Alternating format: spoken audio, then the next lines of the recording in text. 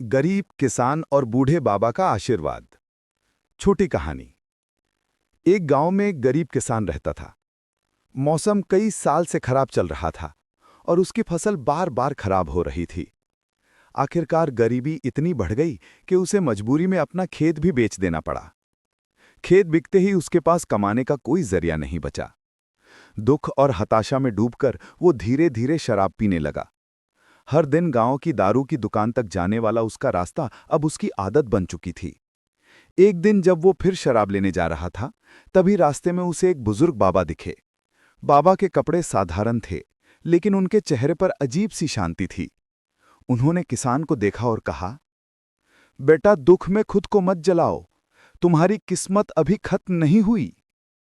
किसान हंसकर बोला, मेरे पास खोने को कुछ बचा नहीं बाबा, किस्मत क्या बदलेगी।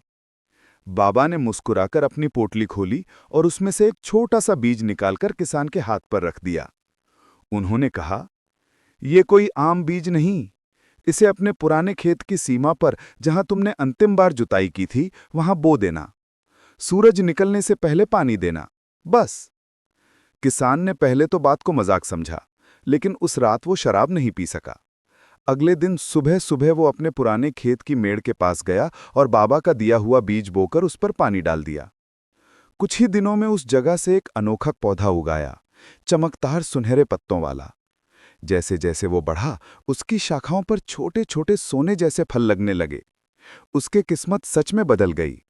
किसान ने उन फलों से इतना पैसा कमाया कि ना सिर्फ उसने अपना पुराना खेत वापस खरीद लिया, बल्कि गांव के कई गरीब लोगों की मदद भी की। और सबसे खास बात, उसने शराब को हमेशा के लिए छोड़ दिया।